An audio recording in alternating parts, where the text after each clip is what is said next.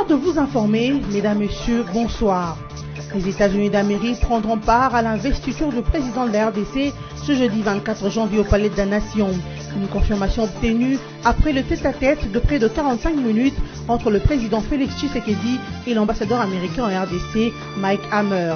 Une rencontre intervenue après des multiples félicitations de pays africains au nouveau président congolais, alors que les USA ont été les premiers à exiger la vérité des urnes. Et puis, la région de Grand Lac a un nouveau secrétaire général de l'ONU. Antonio Guterres a désigné le chinois Wang Zia qui remplace l'Algérien Saïd Djinnit. Ce nouveau secrétaire général de l'ONU dans le Grand Lac a 30 ans d'expérience diplomatique et a assumé plusieurs fonctions dans beaucoup de pays dont le Niger, la RDC, le Gabon et la France. En sport, clôture phase aller Vodacom Ligue 1, le derby qui doit entre DSMP et V-Club s'est terminé avec la victoire de Vert Noir. 3-1 en faveur de l'As V-Club a été le score final du match. Avec cette victoire, le team noir et vert a maintenant 37 points alors que le DSMP en a 29 et Mazembe occupe la tête avec 42 points. Tête-à-tête, Mike Hammer et Félix-Antoine Tshisekedi ce mardi 22 janvier à Béatrice Hôtel où est installé pour l'instant le quartier général du président élu. L'ambassadeur américain en RDC a rencontré le nouveau président de la RDC pour une durée d'environ 45 minutes. Rencontre qui intervient au moment où Félix Tshisekedi reçoit les félicitations des dirigeants du monde pour son élection étant 5e président de la République démocratique du Congo. L'ambassadeur américain Mike Hammer représentera son pays à la cérémonie de prestation de serment et la prise officielle du pouvoir de Félix Antoine Tshisekedi Tshilombo. Rappelons cependant que les États-Unis d'Amérique étaient en première ligne dans l'exigence de ce qu'ils appelaient la vérité des urnes, mettant ainsi une forte pression sur la centrale électorale congolaise. Les chefs d'État africains continuent les uns après les autres de féliciter les nouveaux présidents élus de la République démocratique du Congo au terme des élections du 30 décembre 2018. Ainsi, le président de l'Égypte, Abdel Fattah el-Sisi, félicite Félix Tshisekedi pour sa victoire à l'élection présidentielle, a rapporté les porte-parole de la présidence égyptienne. Pour Abdel Fattah el-Sisi, cette élection traduit la confiance du peuple congolais à Félix Tshisekedi et témoigne en même temps des adhésions du peuple à sa vision et à sa conviction de réaliser la stabilité, le développement et la prospérité en RDC, a indiqué l'ambassadeur Bassam Radi. Les porte-paroles de la présidence du pays des pharaons a fait savoir que les présidents de l'Égypte souhaitent renforcer les relations fraternelles avec la RDC via notamment la coopération avec Félix Tshisekedi dans l'intérêt des deux pays. Du côté de l'Angola, le président João Lourenço a lui aussi adressé ses félicitations à Félix Tshisekedi. Le président angolais demeure convaincu que le successeur de Joseph Kabila sera en mesure de garantir la stabilité nécessaire dont la RDC a tant besoin. En outre, João Lourenço rassure son homologue congolais qu'il peut compter sur son pays dans toutes ses actions. Il dit espérer que Félix Tshisekedi connaisse le plus grand succès dans l'accomplissement de la tâche noble et difficile qui lui a été confiée par le peuple congolais. L'archevêque de Kinshasa et vice-président de la Conférence épiscopale nationale du Congo Sanko, Fridolin Ambongo Besungu, s'est exprimé le mardi 22 janvier 2019 au cours d'une interview accordée à France 24, affirmant que les évêques ne pourraient peut-être pas prendre part à la cérémonie d'investiture du nouveau président de la République démocratique du Congo, Félix Antoine Tshisekedi, prévu sauf changement de programme ce jeudi 24 janvier au Palais de la Nation. Pour Fridolin Ambongo, une invitation n'est pas une convocation. Participer à cette cérémonie serait comme nous régner nous-mêmes. Il dit craindre que, malgré la venue à la tête du pays de Fachi, les systèmes ne changent pas. L'unique message adressé à Félix Tshisekedi par l'archevêque est qu'il n'oublie pas d'où il vient du peuple, le peuple souffre, qu'il n'oublie pas le combat du peuple, a encore ajouté le vice-président de la Sanko. Rappelons que la Sanko avait déclaré le résultat provisoire publié par la CENI consacrant la victoire au scrutin présidentiel du 30 décembre 2018 de Félix Tshisekedi n'était pas conforme aux données qu'elle avait collectées à travers les différents bureaux de vote de dépouillement. Selon l'organisation épiscopale catholique, Martin Fayoulou était le gagnant de cette élection. La secrétaire générale du mouvement de libération du Congo MLC et porte-parole de Martin Fayulu, Eve Bazaïba, rejette tout engagement de participer à un gouvernement d'union nationale. Elle soutient l'élection du candidat de Lamuka, vu que le MLC se sont porte-étendard avant, pendant et après le scrutin du 30 décembre 2018. Dans le but de mobiliser pour la conquête de leur victoire volée, une rencontre a été prévue avec le militant de Lamuka au siège du MLC le lundi 21 janvier 2018. Il s'agissait de la tenue du meeting du candidat de Lamuka Martin Fayulu qui devrait réaffirmer devant les militants de cette coalition le refus de l'arrêt de la Cour constitutionnelle sur la victoire à l'élection présidentielle de Félix Tshisekedi. Mais il est arrivé que les dizaines de sympathisants et militants venus à cette rencontre ont été dispersés par les forces de l'ordre, a déclaré Eve Bazaïba, qui a accusé également la police d'avoir empêché la tenue du meeting de Fayulu. Par ailleurs, ayant été élue députée nationale, la secrétaire générale du MLC, Eve Bazaïba, attend siéger à la chambre basse du Parlement congolais. Selon elle, il s'agit d'une victoire bien méritée. Le secrétaire général de l'ONU, Antonio Guterres, a désigné mardi 22 janvier 2019 un nouvel envoyé spécial pour la région de Grand Lac.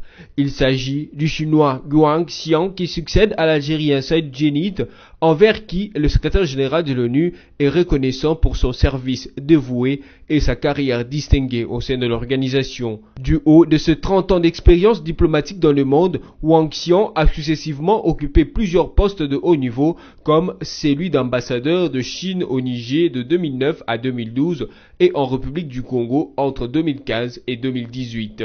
Wang Xiang a également travaillé dans les ambassades de Chine au Gabon et en France. Ces diplomates rompus de la République populaire de Chine a aussi assumé le poste de maire adjoint du gouvernement populaire des Jiamuxi dans la province de Heilongjiang dans le pays du dragon qu'est la Chine.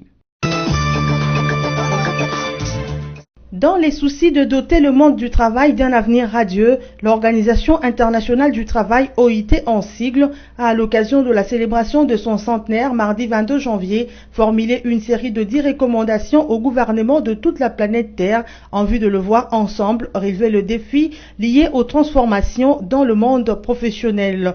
Une garantie universelle pour les travailleurs, un bon salaire, la fixation de limites des heures et des lieux de service, une protection sociale garantie de la naissance à la vieillesse, une gestion de changements technologiques favorisant le travail décent, un droit universel à l'apprentissage tout au long de la vie dans les soucis de permettre à tous de se former, se recycler et se perfectionner et davantage d'investissement dans l'économie du soin, l'économie verte et l'économie rurale. Ce sont là les 5 recommandations sur les 10 proposées par l'OIT. Cette organisation ayant à sa tête le président sud-africain Cyril Ramaphosa et le premier ministre suédois Stefan Löfven développe une vision d'un programme centré sur l'être humain et fondé sur l'investissement dans les capacités des individus dans les institutions et dans un travail décent et durable. Les 10 recommandations de l'OIT sont une invitation à tous les États à respecter le droit des travailleurs et à le mettre dans des conditions grâce auxquelles ils seront capables de donner le meilleur d'eux-mêmes.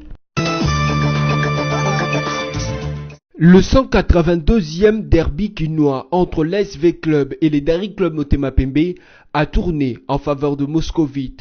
3-1, c'est le score à la fin de ce match en retard de la 4e journée du championnat national de football Division 1 disputé ce mercredi 23 janvier 2019 au stade de Martyrs de la Pentecôte. Dans une première mi-temps dominée par les Daring Club Motema Pembe en termes de position de balle, mais c'est le club qui a réussi à trouver les chemins du filet. D'abord à la 3e minute, après une faute sur Fabrice Ngoba, Ngudika Makila tire le coup franc dévié par Rudy Makwekwe et qui tombe sur le pied de Jean-Marc Makousou pour le premier but. Quelques minutes avant la pause, l'ailier droit de Vita Djouma Chabani trompe Junior Baometo d'une série de mouvements du corps, puis place un centre que Kazali Kasengo récupère d'une tête magistrale pour le 2e but de son équipe.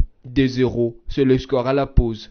Au retour de vestiaire, V-Club domine l'ensemble du terrain, obligeant son adversaire à ne s'offrir que 4 tirs durant les 45 minutes. Dans son élan de domination, Fabrice Ngoma crucifie le Daring en marquant le 3e but de son équipe avant la réduction du score par le capitaine de Motema Pembe, Ricky Toulengi. Notez que cette rencontre marque la fin de la manche aller du championnat national dominé par le TP Mazembe. Par ailleurs, la manche retour est annoncée pour le samedi 26 janvier 2019. Place au rappel de principaux titres. Les États-Unis d'Amérique prendront part à l'investiture du président de la RDC ce jeudi 24 janvier au Palais de la Nation. Une confirmation obtenue après le tête-à-tête de près de 45 minutes entre le président Félix Tshisekedi et l'ambassadeur américain en RDC, Mike Hammer. Une rencontre intervenue après des multiples félicitations de pays africains au nouveau président congolais, alors que les USA ont été les premiers à exiger la vérité des urnes. Et puis, la région de Grand Lac a un nouveau secrétaire général de l'ONU. Antonio Guterres a désigné le chinois Wang Zia qui remplace l'Algérien Saïd Djinnit. Ce nouveau secrétaire général de l'ONU dans le Grand Lac a 30 ans d'expérience diplomatique et a assumé plusieurs fonctions dans beaucoup de pays dont le Niger, la RDC, le Gabon et la France. En sport, clôture phase aller Vodacom Ligue 1, le derby qui doit entre Desampe et V-Club s'est terminé avec la victoire de Vert Noir. 3-1 en faveur de l'As V-Club a été le score final du match.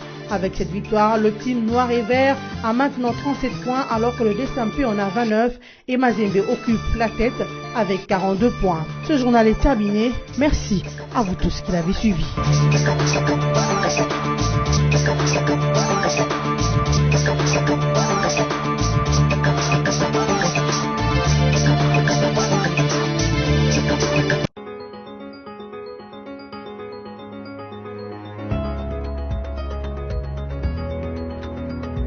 Mesdames, Messieurs, bienvenue à la revue de presse en ligne de ce mercredi 23 janvier 2019. Sans plus tarder, démarrons cette revue de presse avec Forum des As qui titre « Après attermement, enfin, l'UE et l'UIA prennent acte de la victoire de Fachi.